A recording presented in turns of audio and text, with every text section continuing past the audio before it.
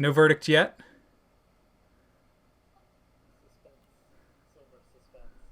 Yeah, Jeff, can you just I hear nothing. Okay, great. So they must not hear you at all. Um, give me a second.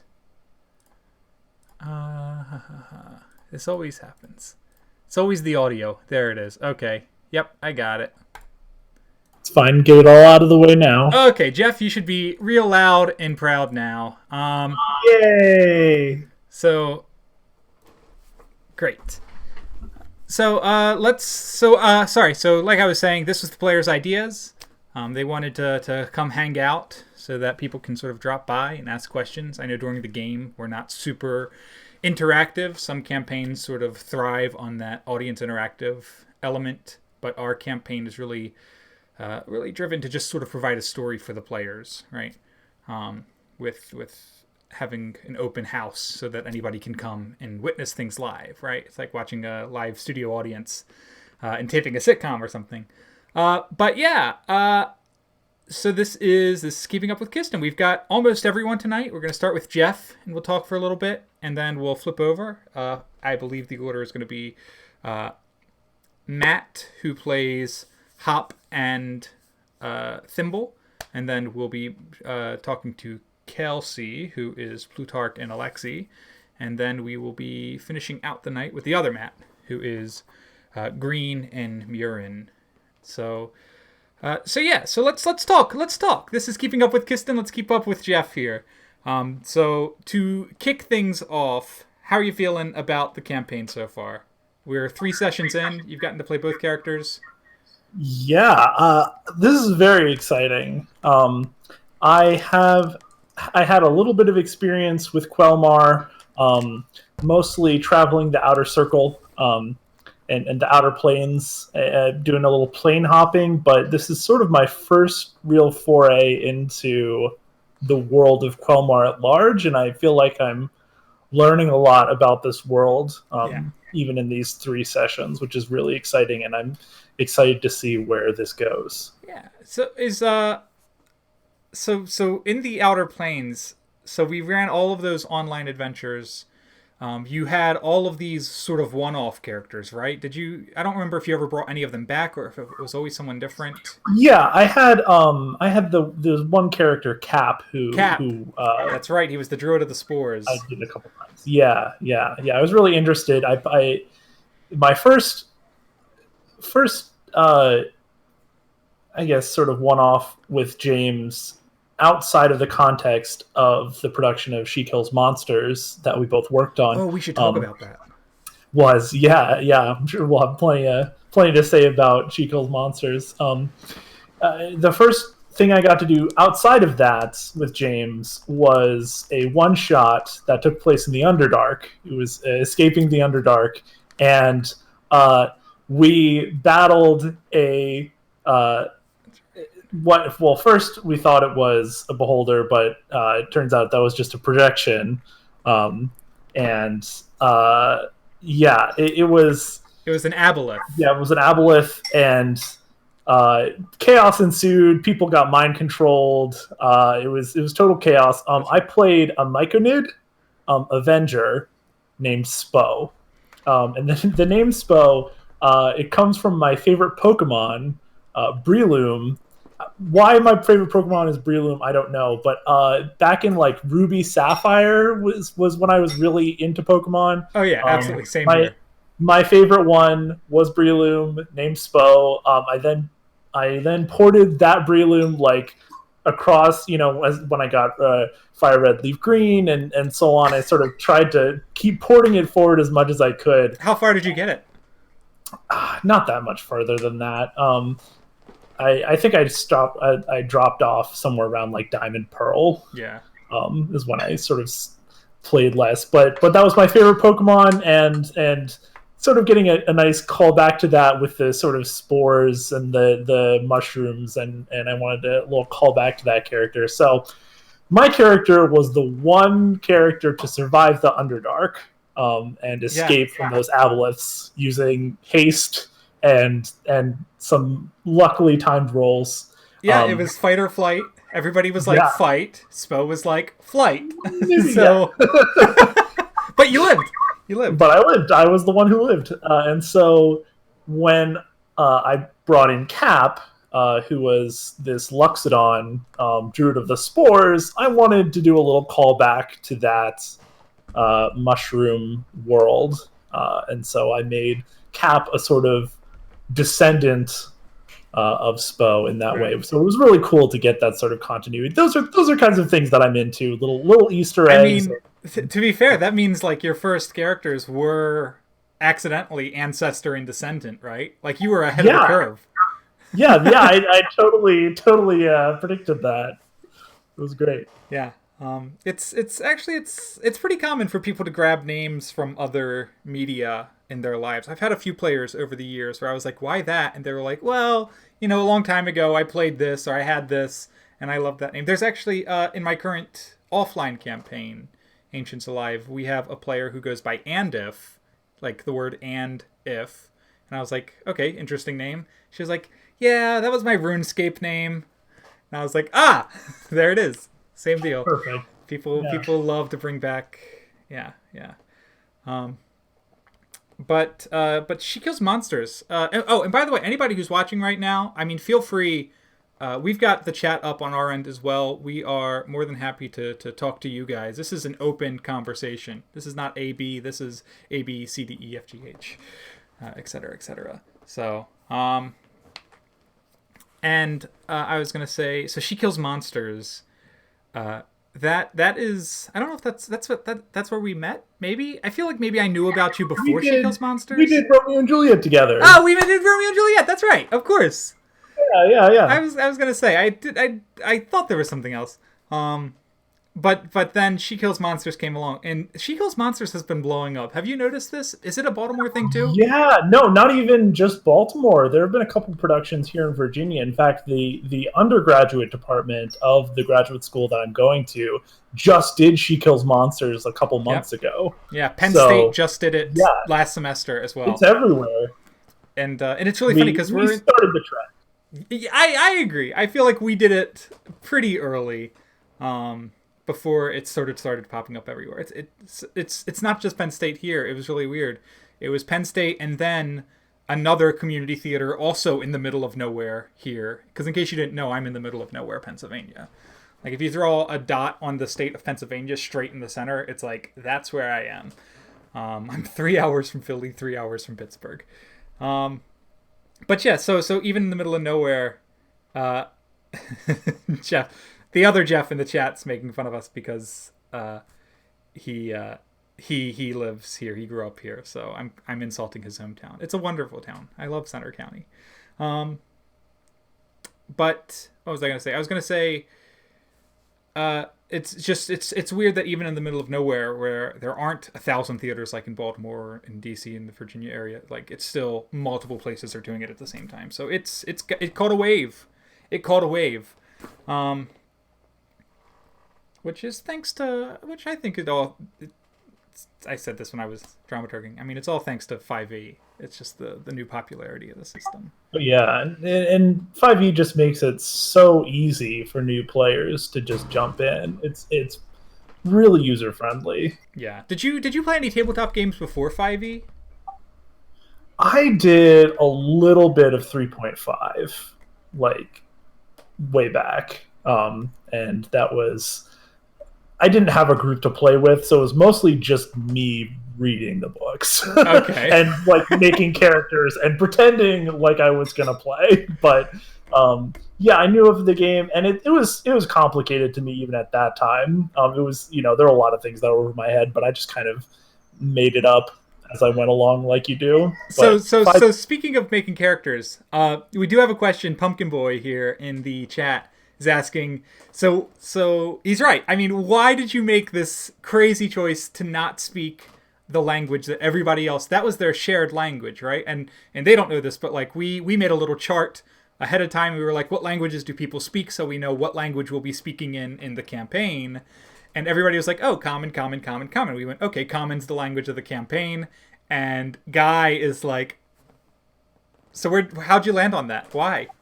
Yeah, I thought from a storytelling perspective, I think it really helps differentiate the worlds that we're creating between the ancestors and the descendants, where, in the descendant timeline, there's everything's connected and we have Right. all this sort of communication between all these countries and cities.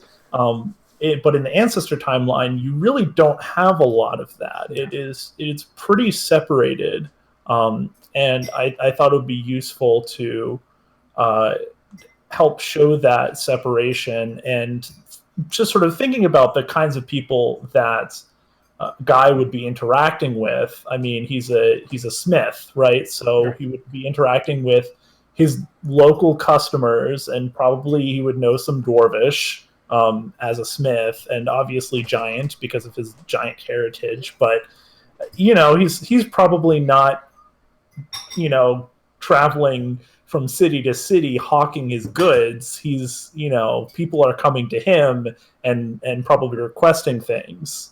So that's kind of the story that I was telling with Yeah. that. Yeah. Um, but like Pumpkin Boy's asking here, are you finding it difficult? Because I know we have to keep retouching on. Hey, Murin, are you translating that for Guy? Guy, did you understand that? What does Guy get? What does Guy not get? What is that like to play? How does that feel? Yeah, it can be frustrating at times if I, as Jeff, hear the conversation that's going on, and have an idea or something to participate, some way to contribute to that, but not being able to because Guy wouldn't know it. Right. But I think it adds kind of a cool, fun element of that additional separation between player and character, which is always a good thing. Being able to be like, okay, this is who my character is. This is what they know, and given their information, this is what they would do. But I think it's a lot of fun, honestly, and it leads to some really, endearing moments, like Guy learning Common. Yeah. Oh yeah. Oh my God. There's a couple of words that he's trying to piece together in order to make conversations, and then being able to teach everybody a little bit of the giant language. Mm-hmm. And I think that's going to pay off more in the long run, being able to tell that story over a period of time, than to just say, oh, well, everybody knows everything about everybody else right away. Now, did you ever watch Lost, Jeff? I was never really a Lost guy. Okay, because it strikes me, everything that's come up, I love it, because similarly in Lost, in which they also all crash on an island, just without the dragons, there is one character, or two characters I should say, but basically there are these Korean speakers who do not know English, and everything is a language barrier, where you get these hilarious moments of like, they're trying to ask him to do something, but he's fishing, and he's like showing them the net and the fish, and he's like, look, I'm helping, I'm fishing, and they don't understand him, and they're like, what are you doing? Help us over here, we're doing this, and he's like, I'm fishing. And yeah, I think it adds more to the campaign than it would take away, having you not speak common. And I think I can sort of develop habits as a player of, if I see a conversation is going on that I'm not a part of, that I want to be a part of, some way of indicating, because Guy would see a conversation happening, even though he's not necessarily understanding it, but if it looks like it's important, sort of indicating, hey, I want to be a part of this. Murin, can you translate this for me so I can join in? Just to, as a sort of reminder, just to keep it from, not being able to be in conversations. Now, I'm looking at Guy's sheet here, and I realize that he's got, besides obviously he's great at athletics, he's got this amazing insight that you've given him. Now, do you think that plays into how Guy is sort of reading the situation all of the time? He's sort of, his passive insight is 17, right? So it's almost like, without even making a roll, he's always got this great sense of what's going on. Like, he's reading people's faces. Yeah. I think that one of the things that I was wanted to bring out when I was building this character is, besides just sort of, oh, this is a min-max rune knight of high intelligence and strength, and those are the best qualities to have for that character.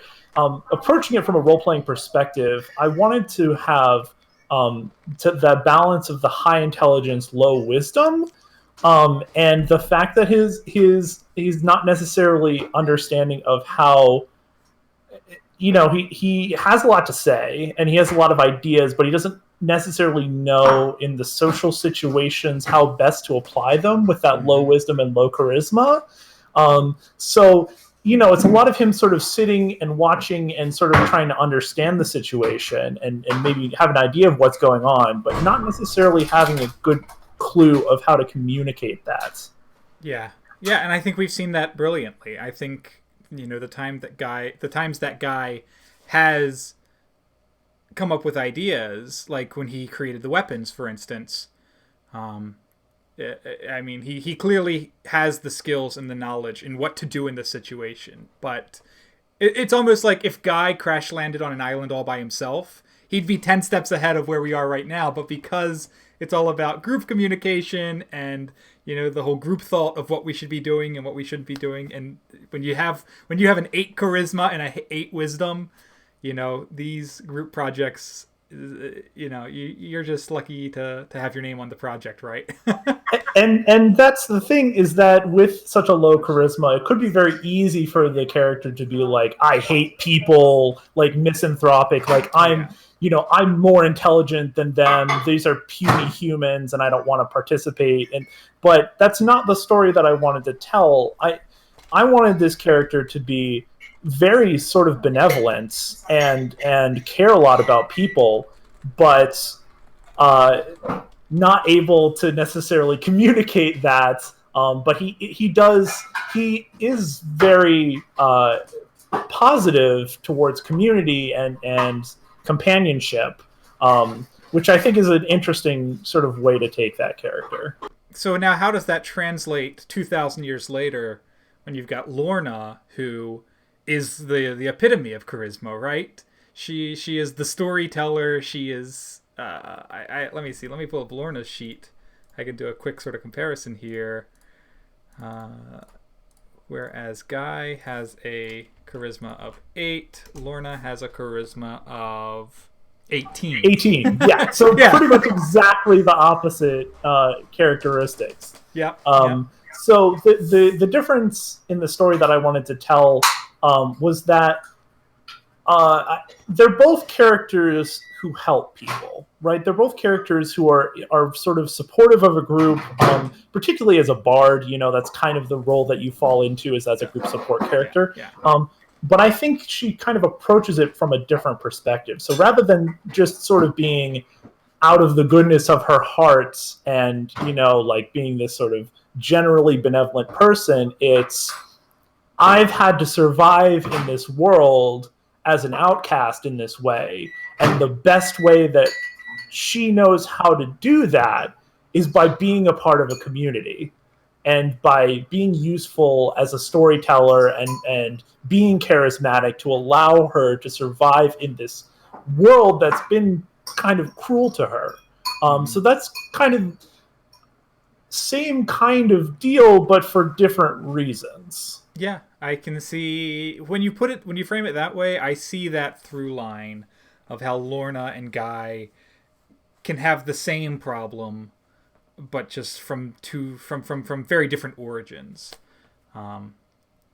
I gotta say though, Lorna, I am loving Lorna so far. I love Guy, obviously. I mean, the Hello Turtle is probably my number one favorite moment of the entire campaign so far. Just the if you go back and you watch the footage, I mean I crack up, because it's so heartfelt, right? You've made Guy this very lovable character, and you've made Lorna a little edgier, right? So she's lovable for different reasons. Oh yeah. But I wanted to say before I mean we could disappear into your character sheet for God knows how long. I just wanted to talk a little bit about your your actual character building methodology. So, Oh, I could talk about that all day long. I do. Yeah, I do. I want to hear. I want to hear that. when you're handed a blank sheet and you're told, "Hey, you've got a game coming up. You've got a campaign coming up with no ideas or anything." What do you do first? What's your process to build a character? Yeah. So I tend to gravitate towards characters that are. The reason that I like playing D&D is puzzle solving. It's the same reason that I love theater and acting and directing is taking a situation and trying to figure out the best way to solve it. So I like playing characters that give me a lot of options as far as that goes. Well, the Rune Knight's great for that, right? Right. So, rather than just being the ham-fisted fighter, you have a little more options and ways to go. So that's kind of how, rather than being sort of one thing, I like versatility. And so that's sort of where I start is what's something that's going to give me a lot of options that'll be fun to play. And then I think of story. That's where my brain goes next. So why would this character do this thing? So you're saying you grab the class first? Yeah. So I pick what class would I like to try out, what would I like to play, and then I dip into, okay, why would a character be this class? Why would a character want to do this? Okay. So in another campaign I'm playing, for example, I am a halfling warlock to Oberon. Okay. Our patron Oberon. Yeah. And the story I wanted to tell with that was he's kind of Inception as a character. He has the sleep spell, he has the dream spell. That's his main thing. Is he goes into people's dreams and he delivers ideas. I love Dream. Dream is criminally underused, I will add. It really it's if you're talking about like sheer value or damage or whatever, it's not among the highest things, but in terms of role playing and storytelling abilities, it is mwah. I've only had one player use Dream at the table in 5, 6, 7 years. Oh God! Oh no! Hold on. Yeah, 7 or 8 years. And I've only had players use Dream once. But I think that some of these spells are almost built for dungeon masters than they are players, because Dream is a great spell that you can use on the players, not in battle, not by a bad guy per se, but it's almost like one of those things that helps. It's a plot point. It's like, a player dreams and something comes to them in their dream. They see something, someone communicates with them. It's a pretty common trope, and that's what the spell does, and that's why it's just so cool. Yeah. And so the storytelling aspect, that when I built Lorna, step one was needs to be a descendant of Guy. So, okay, here are the races that we can choose from. Okay, so, who could this person be? And the character, the bard class was very appealing. It's got a lot of the magic versatility. I wanted to choose the Valor because of, the getting a little bit of combat's ability in there to go along with that magic was definitely something that attracted me. And then, so going through the spell list, I wanted to be able to tell this story. And I think the spell that tells the story the best is Enlarge Reduce. Which we haven't seen Lorna use yet. Yeah, she used it on Plutarch. Sorry, the infamous parachute moment. Sorry, I was thinking we haven't seen her use it on herself, which I imagine you picked it thinking she'd be using it on herself. Exactly, and if you haven't checked out that moment in episode 3, you really need to do that because it is. YouTube link below. Look at session 3. It's like 3/4 of the way through the episode. It's amazing. They're all falling out of the sky. So as in Irda, Guy has the ability to, and because the Rune Knight has the ability to enlarge himself to giant size. Yes. Right, and so I wanted a little bit of a callback for that. For Lorna, just a little bit of through line between the two characters. I was like, okay, this is not an ability. This is not a spell bards normally get, but with magical secrets, I need this character to have this spell to sort of complete things. The forging idea comes in through animate objects. And so I wanted little sort of Easter egg callbacks to that character of, oh, okay, I could see how this character came from that character in a different sort of way. And I think that's something that Lorna is going to discover. The more she learns about her ancestry and the more she learns about Guy, she's going to start putting the pieces together of why she or how she has these abilities, how she's been drawn down this path. And that's a path that I'm really excited for Lorna to be taking. Yeah. Because Lorna doesn't know anything about her ancestry, right? Like she's one of the descendants who's like, I don't know why I'm wrapped up in this. Right, and that was a crucial moment of that first time we see her is being brought along this on this mission, being asked to do this is giving her a purpose and the opportunity to find out more about herself and the opportunity for her to be special. Become special, right? Because, as an outcast of the Orcish community, of the human community, she's had to sort of find her way, but she hasn't really been able to have a past, right? That's been taken away from her, and her storytelling is a way that she can sort of create her own past and her own ancestry that she can sort of make up. But now she has the opportunity to learn the truth and of an actually powerful and exciting ancestry that she can draw from. Yeah. Well, I'm super excited to catch more of Lorna down the line, but I am equally excited to see Guy kick some more butt because we'll be, next week we come back to Guy. We've stayed away from Guy for almost a month. But are you? He's ready to wrestle some dragons. I was gonna say. You've probably been thinking about this for a while. All right. Well, then I think that just about wraps up a half hour with you. So I think we will tag you out. Thank you so much for stopping in and talking, Guy, Lorna. Thank you, James. Thank you to those of you listening on chats for joining. Our amazing 5 viewers right now. We do this for you. We do it for all 5 for you. But yeah, so Jeff, we'll let you go, and we'll go ahead and we'll bring Matt in, and we can talk a little bit about Hop and Thimble. All right, so thanks, James. See you later. Bye-bye. And looks like he's logging off now, and then we should presumably this should actually if we give it 1 second. Oh look, I disappeared too.